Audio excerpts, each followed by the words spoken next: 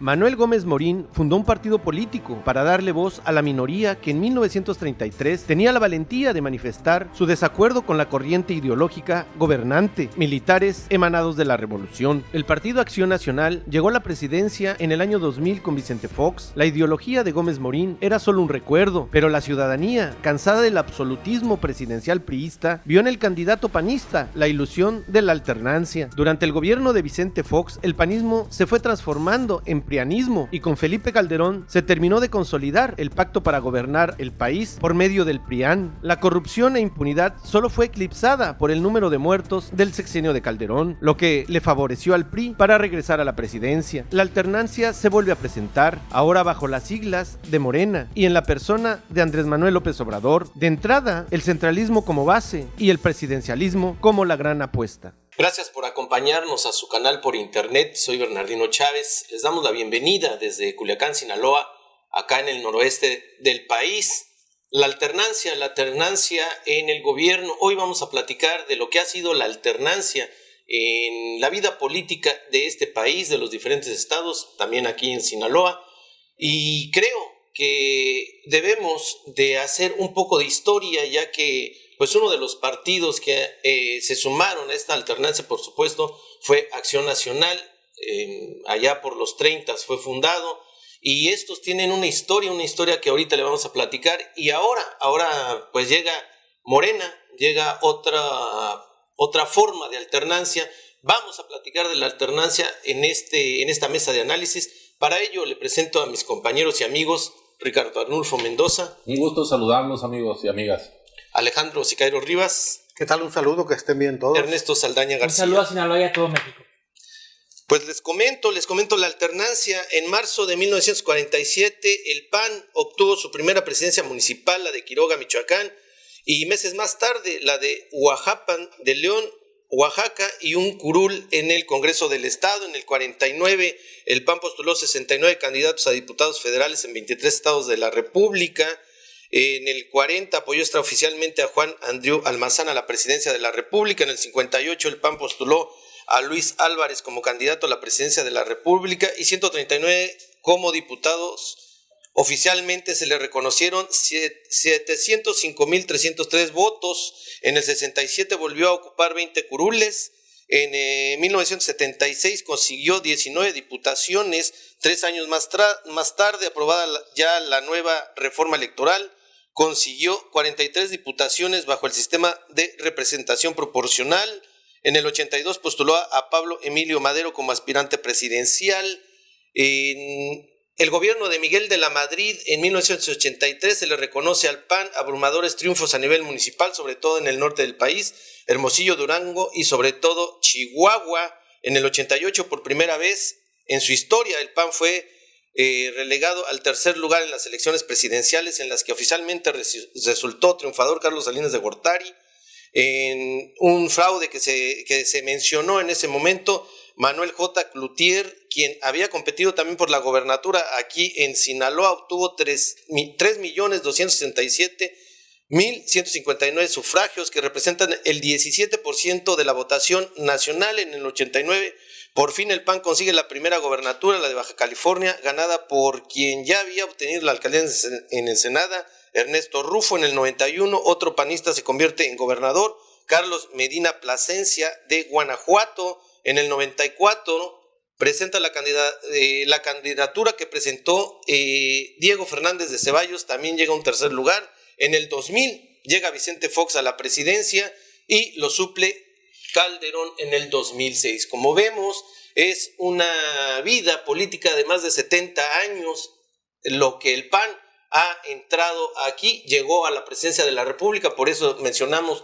a la historia del PAN y no de la del PRD ni de algún otro partido que no ha llegado a la presidencia de la República. En este momento Morena encabeza la presidencia de la República. Otra alternancia. Alejandro, pues vemos que ha sido pues una larga historia, un camino político del PAN, con diferentes actores políticos, diferentes olas políticas ahí, pero en el 2000 llegan a la presidencia con Vicente Fox, y a partir de ahí se habla de un PAN o un panismo fortalecido, de una alternancia, de un cambio total, de sacar al PRI, y resulta que al final de cuentas fue más de lo mismo, o al menos la historia eso es lo que marca.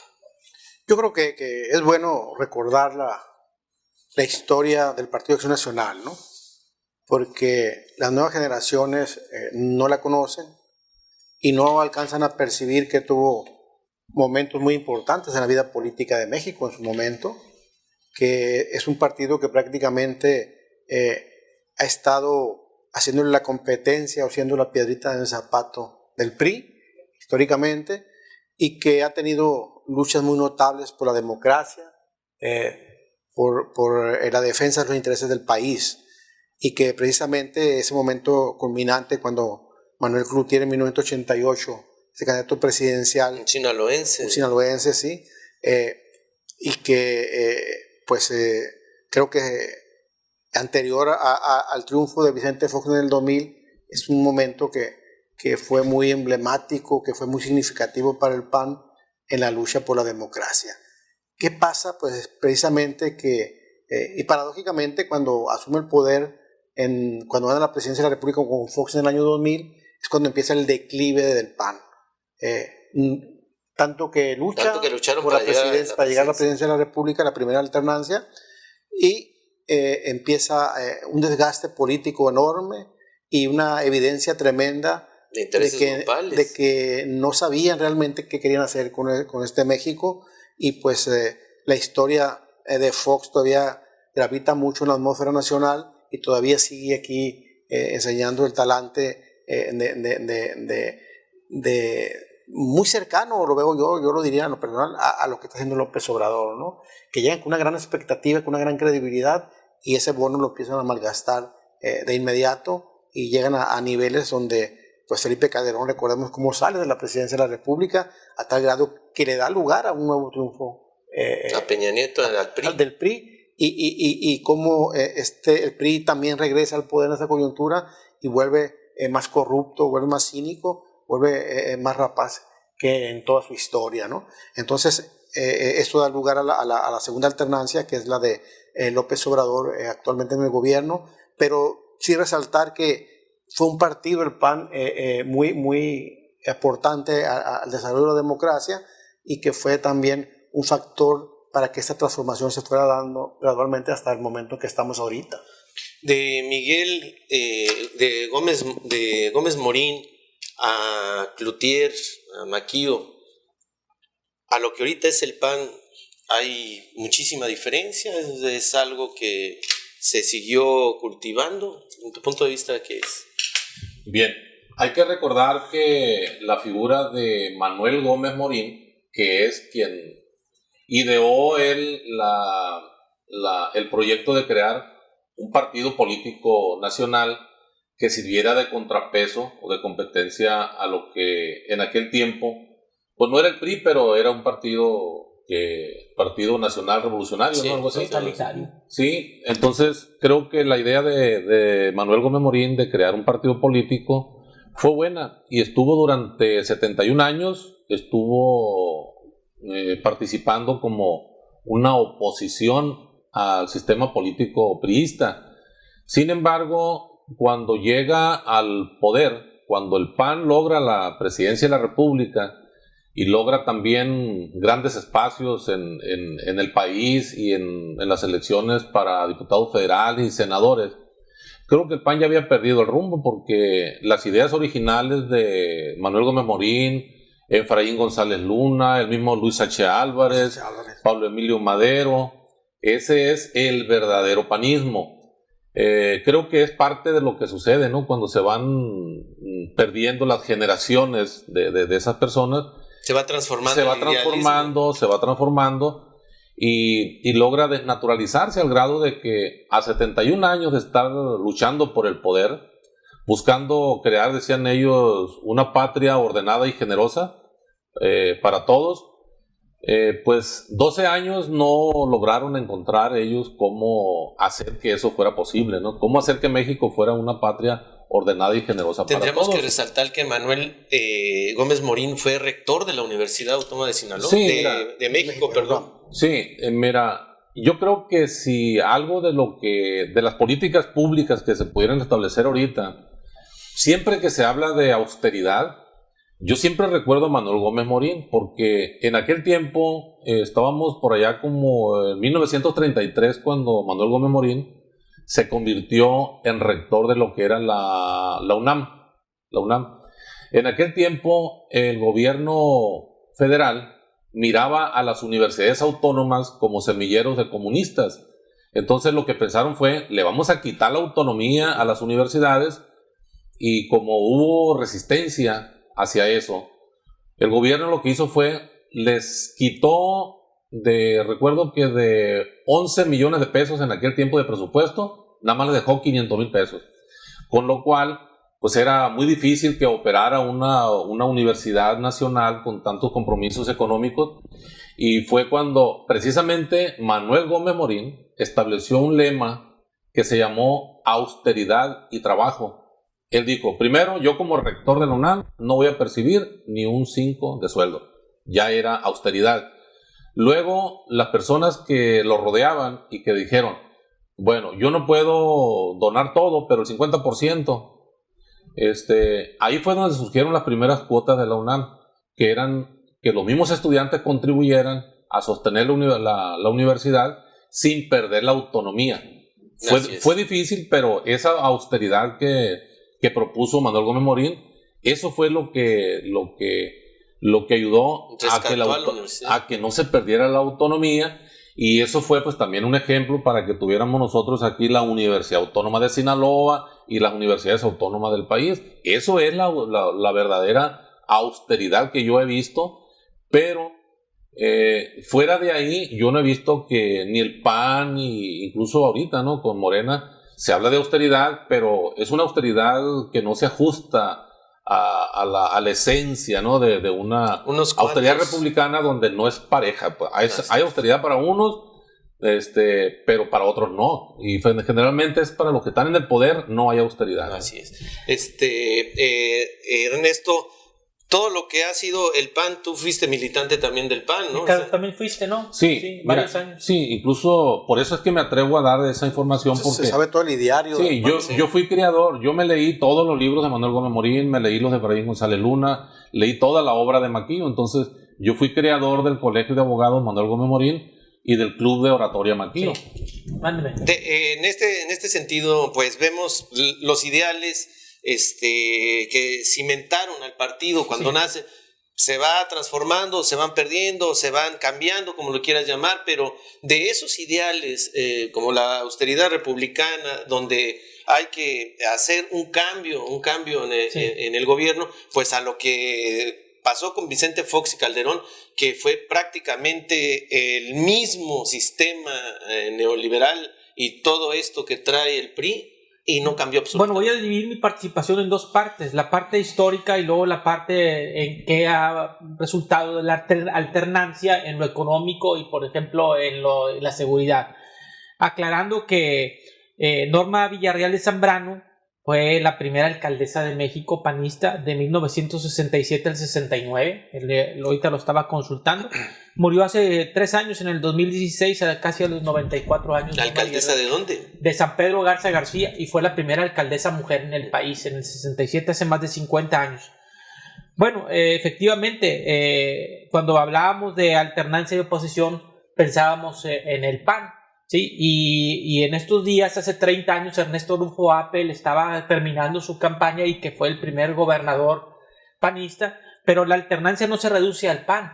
La alternancia también tiene que ver otros gobiernos. Mira, me di a la tarea de buscar, y de los últimos 30 años ha habido 196 gobernadores en el país, porque algunos estados como Michoacán han tenido muchos interinos, han cambiado como... La importancia y la relevancia del PAN como punto central fue porque llegó a la presidencia. Quiero ponerse aquel PAN idealista que decía los 4 principios de doctrina: la solidaridad humana, la subsidiariedad, la búsqueda del bien común. O sea, pues digo, en ese caso, pues todo el mundo es panista, ¿verdad? El respeto a la dignidad del ser humano, esas son las 4 columnas.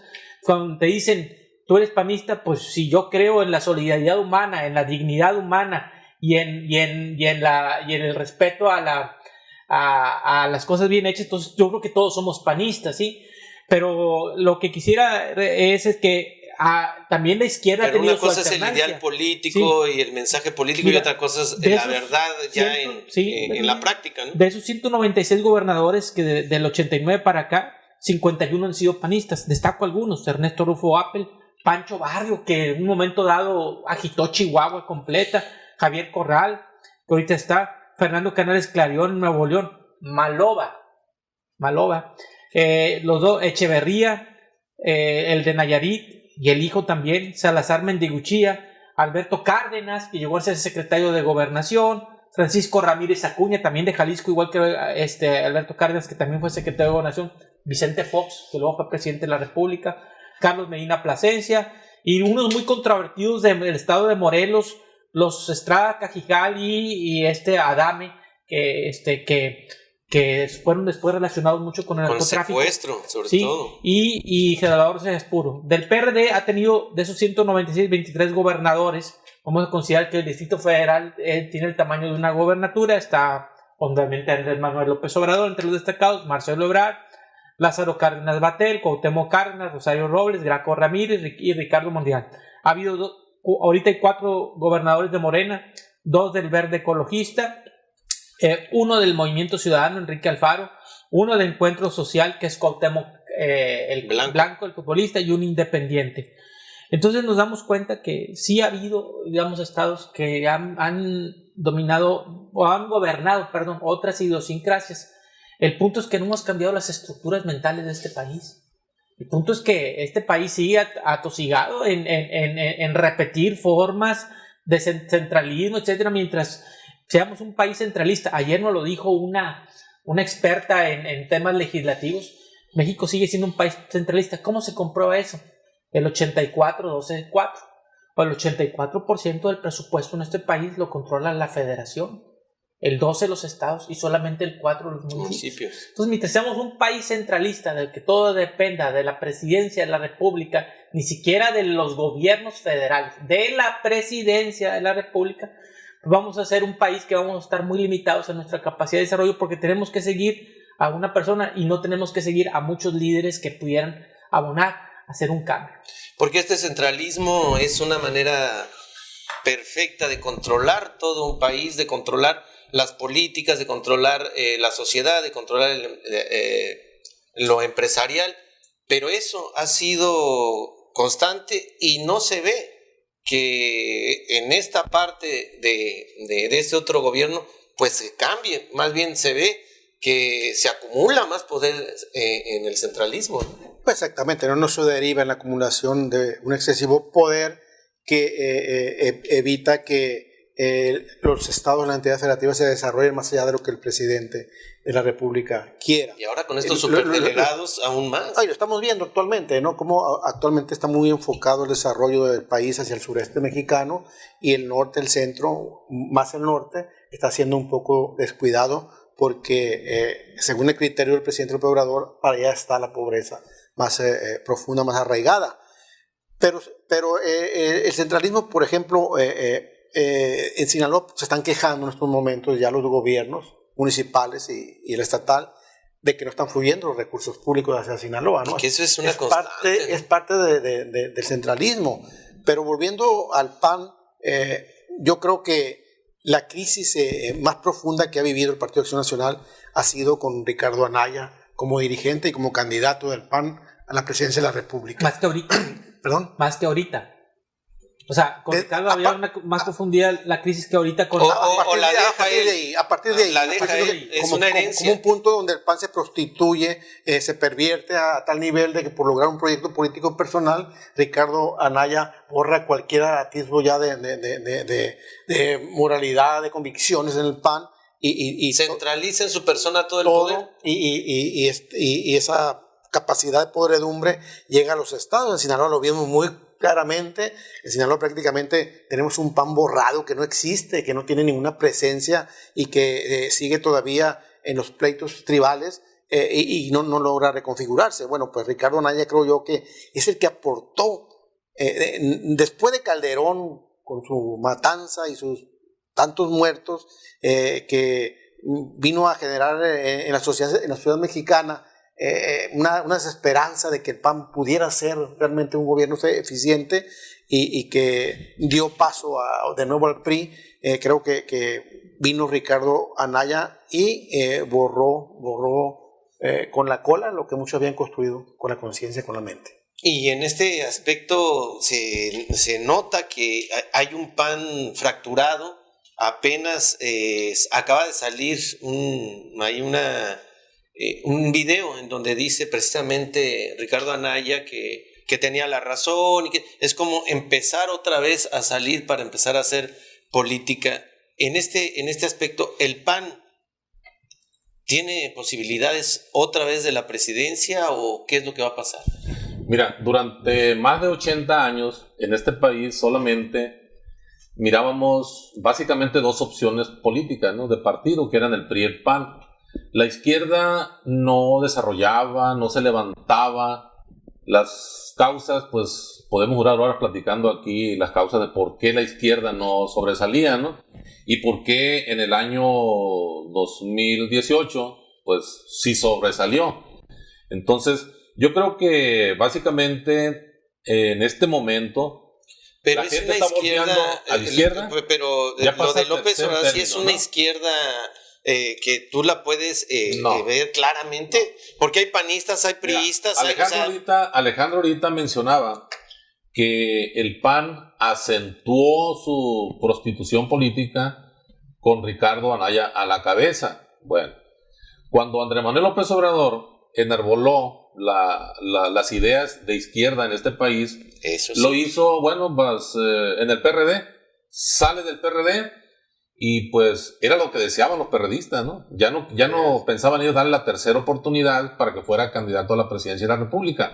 Sale, descansan los perredistas, pero cuando empieza López Obrador a generar ese movimiento Regeneración Nacional, logra constituir un partido y se empieza a ver la aceptación de la gente en esa izquierda, pero encabezada por Andrés Manuel López Obrador, no por ningún otro personaje. Sí.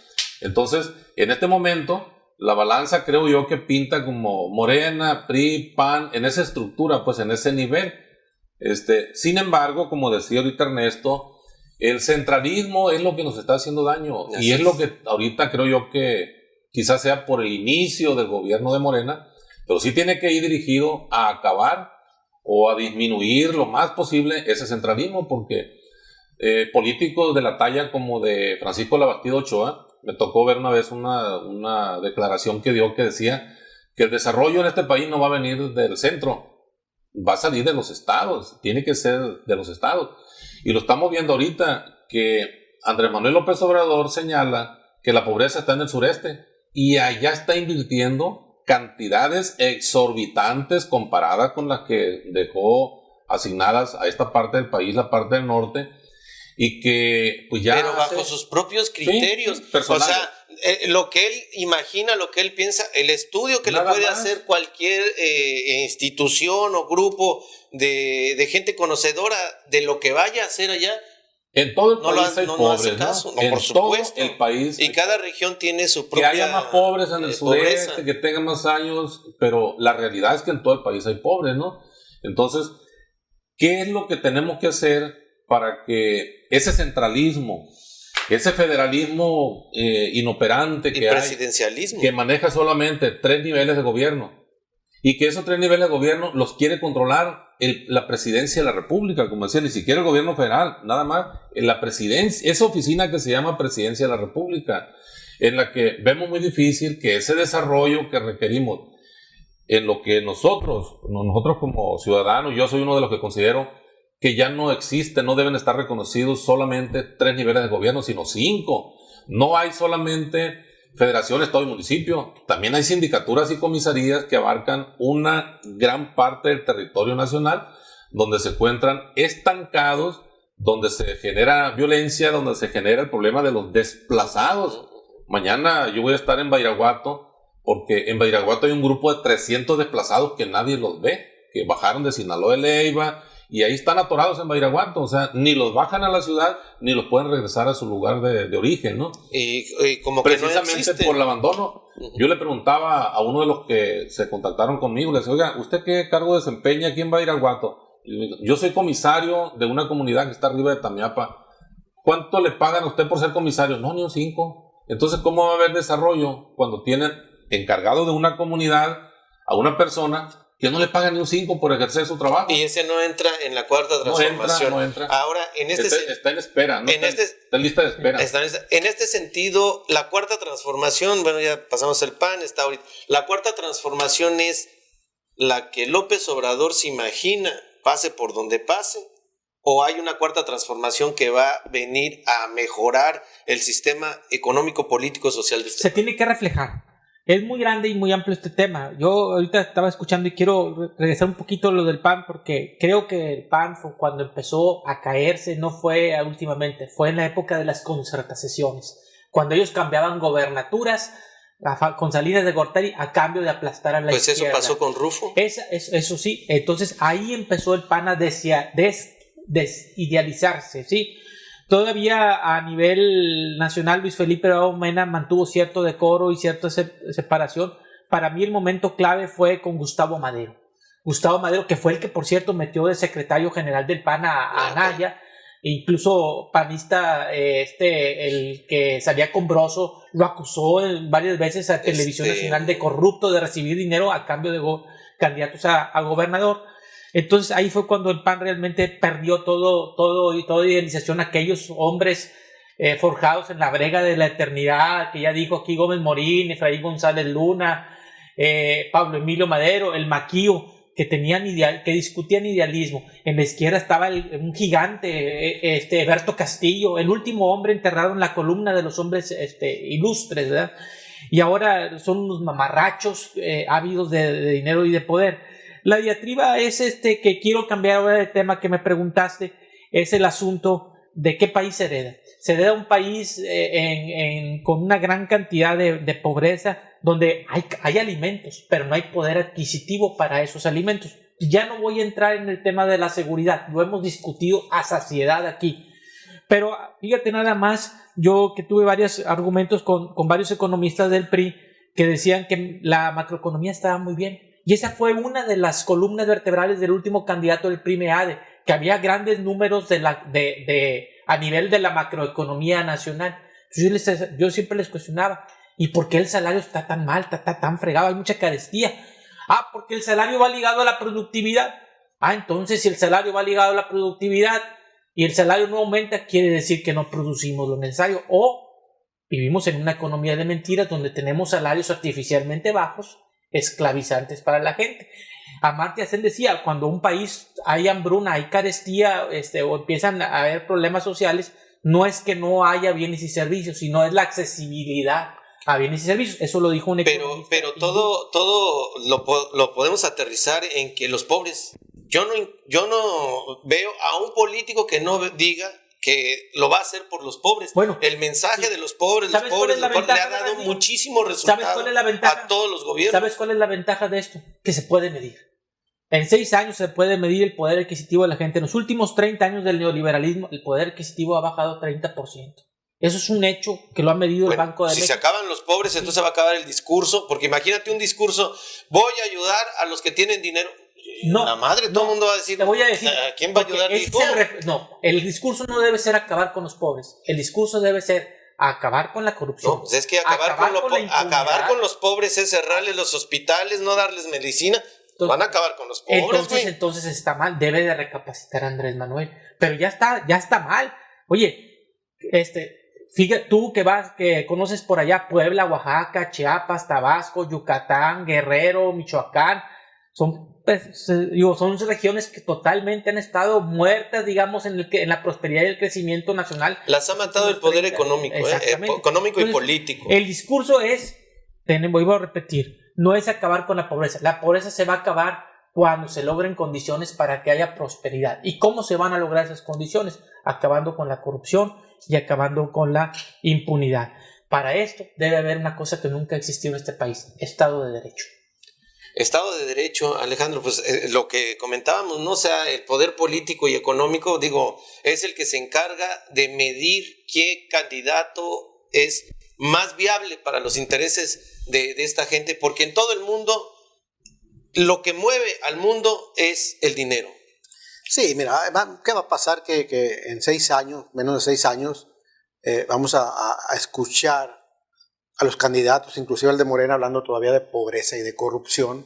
Como punto final, por favor. Hablando de seguridad pública, hablando de todos esos males que ahorita ofrecen combatir, ¿no? ¿Por qué? Porque en el discurso político todo el tiempo va a estar presente esos problemas nacionales, porque si no estuvieran presentes, pues imagínate de qué van a hablar los políticos cuando vengan a pedir el voto, ¿no? Creo yo que primero hay que, como dice Ernesto, hacer un balance dentro de unos 2-3 años del gobierno de López Obrador y ver qué tanto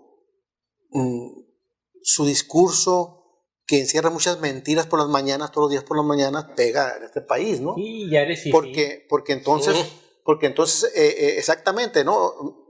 Tiene un gran bono de credibilidad, la gente le cree ciegas a López Obrador, pero ¿cuándo se le va a develar las mentiras que dice en sus discursos mañaneros para atraer atención de los medios corruptos, de la mafia periodística? ¿Cuándo se va a develar ese discurso, ¿no? De que la gente empiece realmente a pensar y a confrontar realidad, mentira? ¿Cuál sería tu punto final? Mi punto final consiste en señalar que no debemos de permitir que se frene el desarrollo de los sinaloenses con la justificación de que vamos a sacar del atraso a la parte sureste del país. Se pueden hacer ambas cosas. No se puede irse al extremo de que vamos a invertir todo en la parte sureste y que los de la parte norte, Sinaloa, Sonora, se esperen porque son muy ricos, ¿no? O de plano, pues tendremos que organizarnos para que el próximo presidente de la República sea un sinaloense.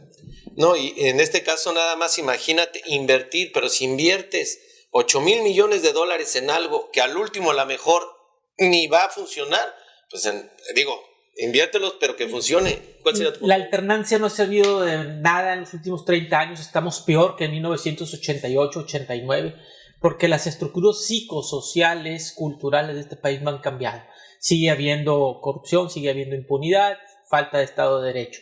¿Qué debe de hacer Andrés Manuel? Muy sencillo, él lo ha dicho, las escaleras se barren de arriba para abajo y el pueblo tiene que empujar de abajo para arriba y cerrar ese hoyo, esa salida del círculo de la corrupción, cerrarlo y crear círculos virtuosos. Estamos llegando al final de este programa. Como dicen en el barrio, lo que sí cambió es la lavada de coco. Eso yo sí creo que haya cambiado en estos años. Nos vemos en una siguiente ocasión. Hasta entonces, hasta siempre. Hasta luego.